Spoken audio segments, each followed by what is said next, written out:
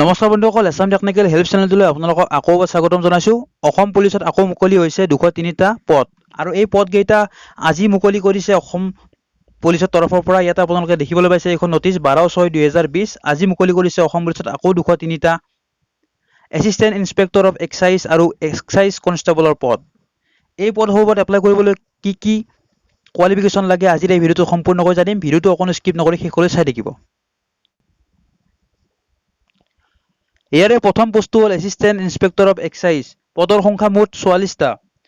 মেলৰ বাবে আছে 31টা, ফিমেলৰ বাবে আছে 13টা, সৰ্বমুঠ পদৰ সংখ্যা 44টা। এই পদসমূহত এপ্লাই কৰিবলৈ হ'লে এডুকেশ্যন কোৱালিফিকেশ্যন লাগিব। মাত্ৰ হায়াৰ ছেকেণ্ডাৰী পাছ কৰিলে হ'ব। যিকোনো ষ্ট্ৰীমৰ পৰা পাছ কৰিলে ইয়াতে এপ্লাই কৰিব পাৰিব। দ্বিতীয় পদটো হ'ল এক্সাইজ কনষ্টেবল। ইয়াতে সৰ্বমুঠ পদৰ সংখ্যা হ'ল 159টা।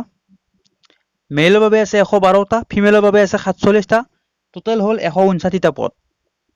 এই পদসমূহত এপ্লাই কৰিবলৈ এডুকেশ্যন কোৱালিফিকেশ্যন মাত্ৰ মেট্ৰিক পাছ কৰিলে আপোনালোকে এপ্লাই কৰিব পাৰিব।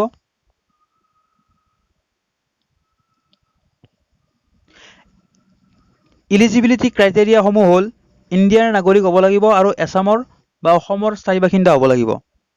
লগতে আপোনালোকৰ এটা গুৰুত্বপূৰ্ণ কথা কৈ থওঁ, সেইটো হ'ল যে আপোনালোকৰ 18 বছৰ হোৱাৰ পিছত যিখন এমপ্লয়মেণ্ট এক্সচেঞ্জ ৰেজিষ্ট্ৰেশ্যন চাৰ্টিফিকেট বা আপোনালোকে নাম ৰেজিষ্টাৰ কৰে সেইখন আপোনালোকৰ লগত থাকিব লাগিব। ইয়াতে লিখি দিছে, সেইখন হ'লেহে আপোনালোকে এপ্লাই কৰিব পাৰিব।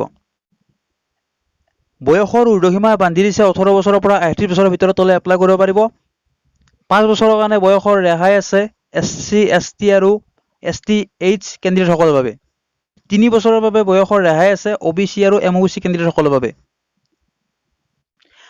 এই সকলোবিলাক পদৰ বাবে দৰমহা হ'ল আপোনালোকৰ 14,000 টকাৰ পৰা 49,000 টকাৰ ভিতৰত আপোনালোকে দৰমহা পাব।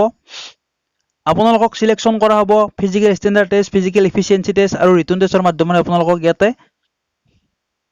চিলেকশ্যন কৰা হ'ব। লগতে ইয়াৰে অনলাইন ষ্টাৰ্ট হ'ব 16/6/2020 তাৰিখৰ পৰা 6/7/2020 তাৰিখলৈ। এই সময়সীমাৰ ভিতৰত আপোনালোকে এপ্লাই কৰিব লাগিব। এপ্লাই কৰিবলৈ www.slprbassam.in ৱেবছাইট আপোনালোকে ভিজিট কৰিব পাৰে। লগতে ভিডিঅ' ডেছক্ৰিপশ্যনত মই এই ৱেবছাইটটো দিছোঁ।